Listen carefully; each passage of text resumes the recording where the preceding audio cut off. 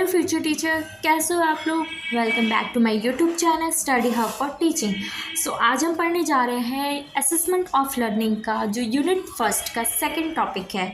इसमें हम असेसमेंट के बारे में पढ़ेंगे, असेसमेंट का डेफिनेशन, उसका purpose, types of assessment and importance of assessment. तो चलिए आज का टॉपिक शुरू करते हैं। आज का हमारा टॉपिक है असेसमेंट। कल हमने पढ़ा था मेजरमेंट के बारे में, आज हम पढ़ेंगे असेसमेंट के बारे में। असेसमेंट के बारे में जानते हैं, असेसमेंट क्या होता है। Assessment focus on learning, teaching and outcomes.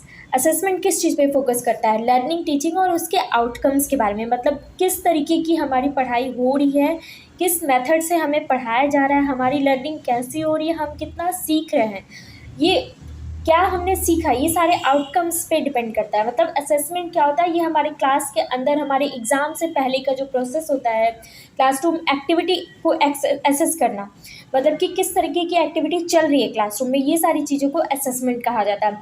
Assessment हमारा टीचिंग लर्निंग मेथड को भी इम्प्रूव करता है, बच्चे ने क्या सीखा, कैसे सीख रहा है, कितना नॉलेज उससे पहले से है और कितना नॉलेज वो ले रहा है, किस तरीके से ले रहा है, या ये सारी चीज़ें असेसमेंट के अंदर आती हैं।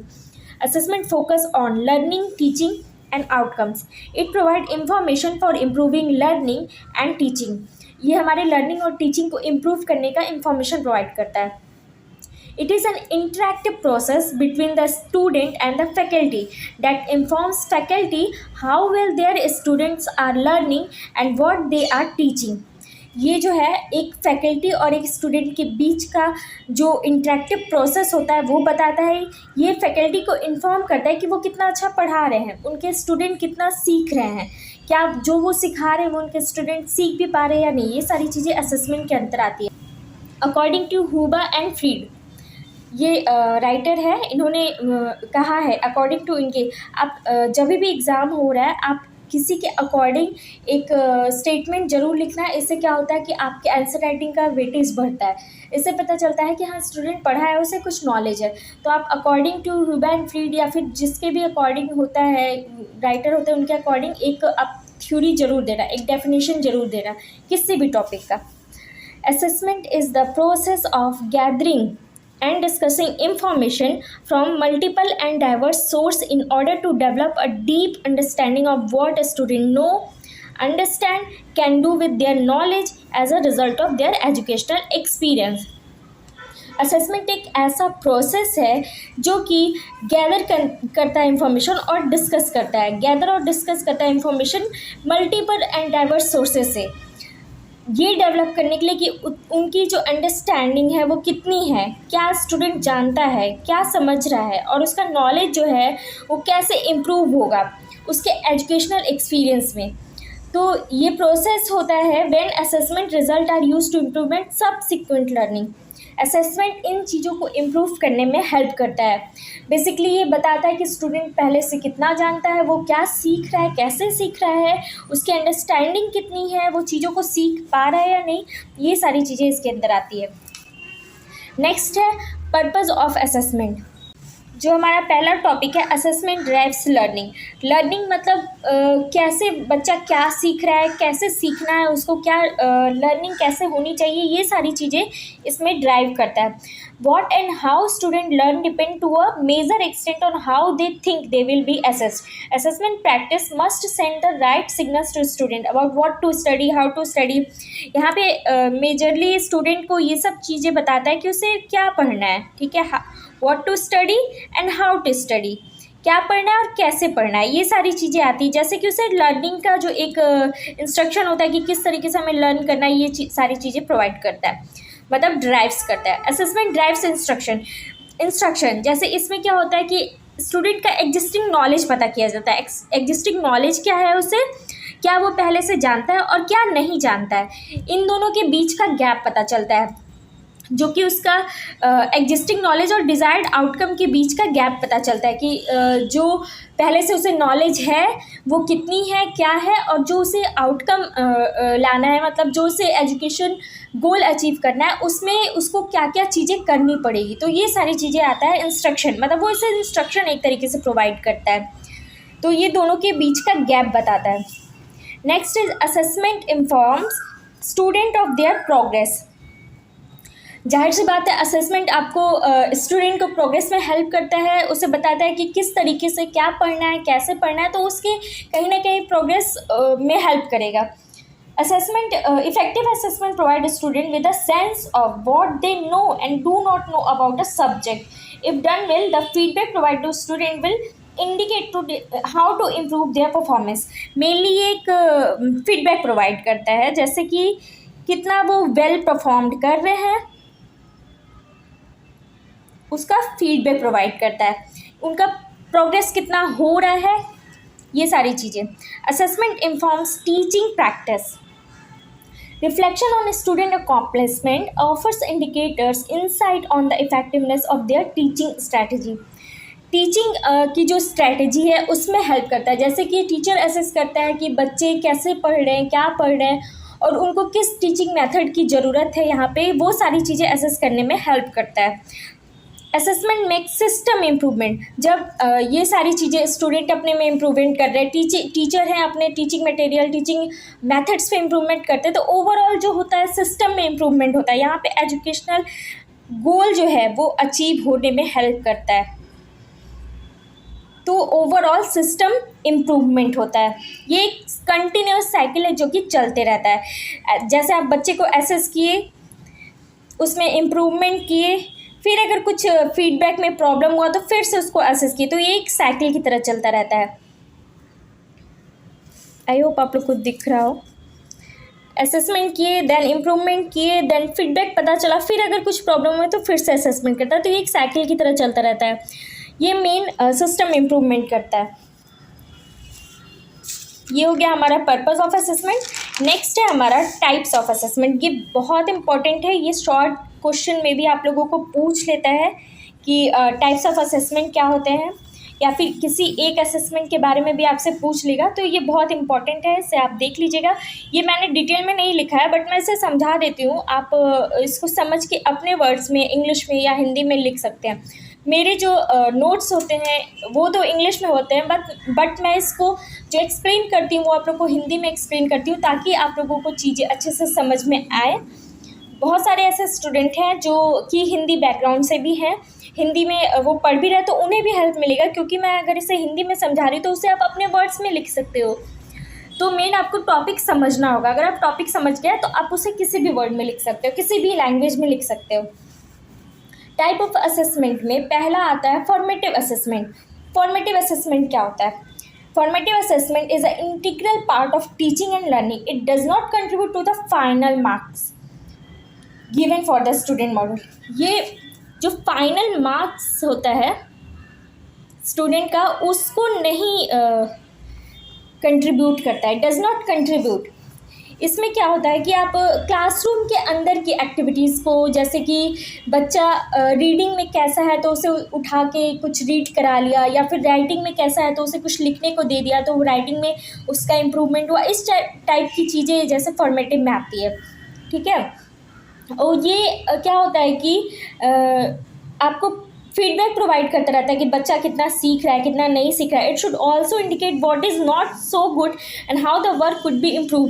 क्या सही नहीं है, क्या तरीका सही नहीं है, और किस तरीके से बच्चे में क्या वीकनेस है, उसको आप जनरली क्लासरूम में जान सकते हैं, और उसको इम्प्रूव करने का मतलब तरीका खोज सकते हैं कि कैसे उसको इम्प्रूव किया जा सके, इफ़ेक्टिव लर्निंग कैसे प्रोवाइड कराई जा सके। ये मेनली स्टूडेंट और टीचर के बीच में फीडबैक प्रोवाइड करता है कि टीचर को नेक्स्ट क्या करना है, टीचर और स्टूडेंट को आगे क्या करना है, कैसे इन चीज़ों को सीखना है, और कैसे टीचर अपने टीचिंग स्टाइल को इम्प्रूव करे, और कैसे स्टूडेंट लर्न करे, कैसे सीखे उन चीज़ों को। तो ये सारी चीज़ें फॉर्मेटिव असेसमेंट में आता है। समेटिव असेसमेंट क्या होता है? ये जो है फाइनल मार्क्स को कंट्रीब्यूट करने में हेल्प करता है।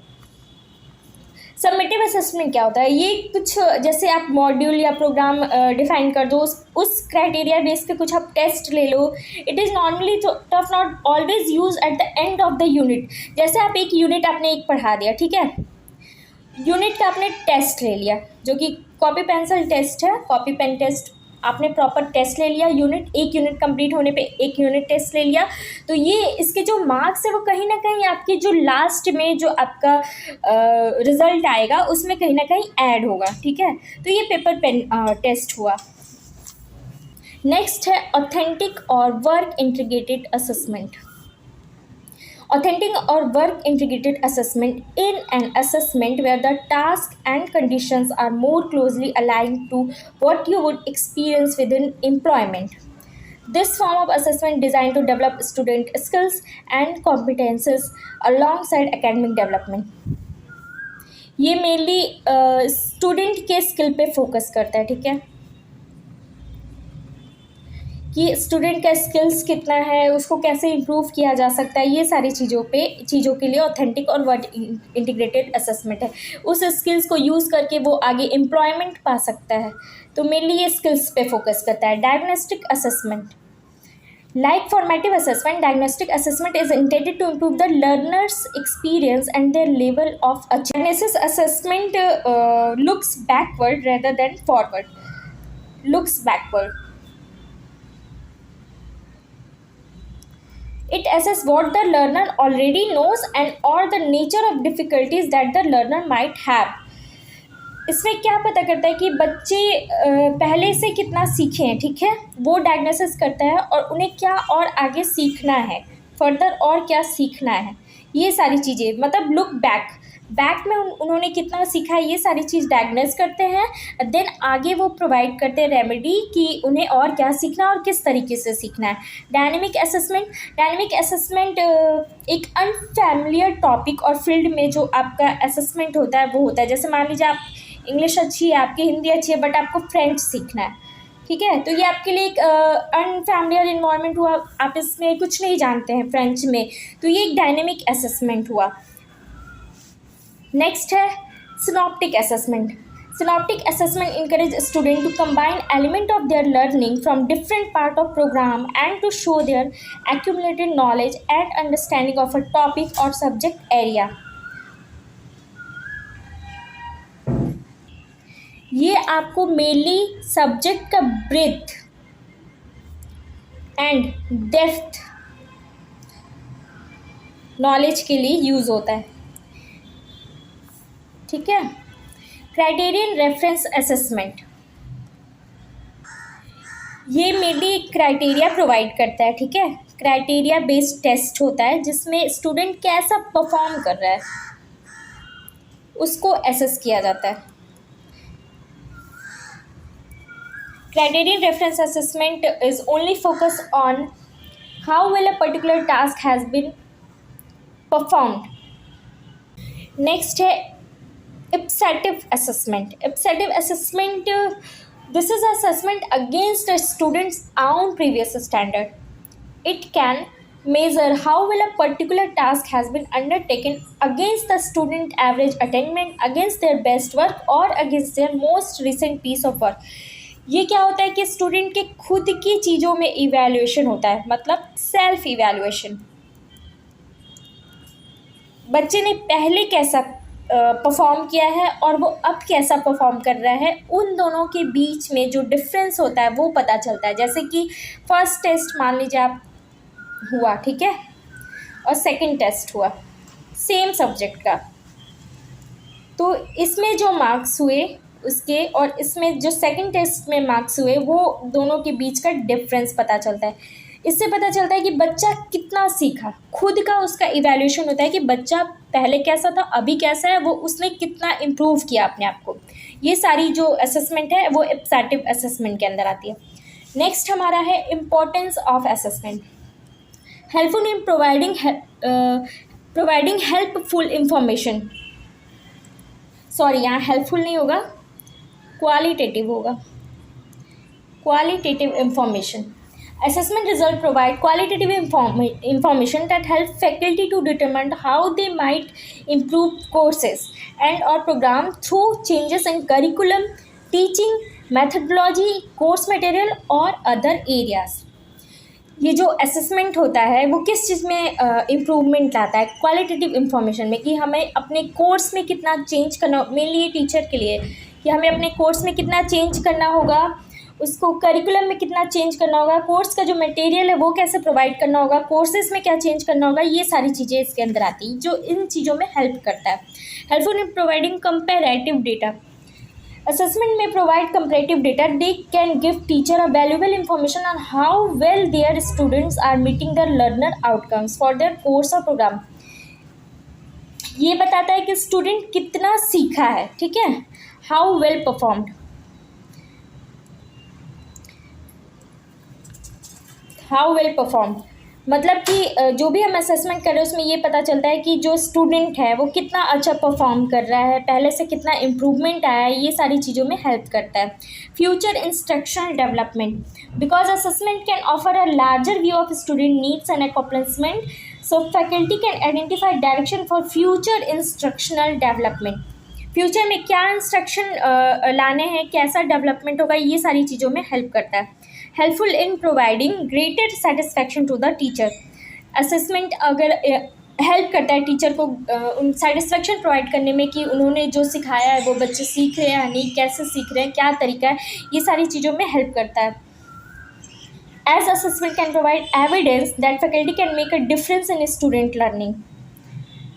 वो जो बच्चों में है वो डिफरेंस ला सकते हैं असेसमेंट के थ्रू, तो ये बहुत बड़ा सेटिस्फेक्शन टीचर को प्रोवाइड करता है। Helpful in understanding the casual relationship. Assessment helps teacher to understand the casual relationship between their actions and outcomes. Actions and outcomes में कैजुअल जो रिलेशनशिप होता है, मतलब मेनली क्लासरूम एक्टिविटी में कैजुअल, आप कैजुअली बच्चे को देख रहे हो कि कितना पढ़ रहा है, कैसे इन सारी चीज़ों को एसेस करते हो, तो ये कैजुअल रिलेशनशिप प्रोवाइड करता है, ठीक है। एक्शन मतलब क्या, टीचिंग मटेरियल मतलब टीचिंग मेथड है, और आउटकम की क्या, लर्निंग बच्चों की हुई है, ठीक है। Helpful in meeting responsibility. Through assessment educator meet responsibility to student and to the public. जो उनकी रिस्पॉन्सिबिलिटी होती है टीचर्स की, वो उसे कहीं ना कहीं फुलफ़िल कर पाते हैं असेसमेंट की वजह से। तो ये था आज का हमारा टॉपिक असेसमेंट। अब नेक्स्ट है हमारा इवैल्यूएशन। नेक्स्ट हम इवैल्यूएशन को डिस्कस करेंगे। Thank you so much guys for watching.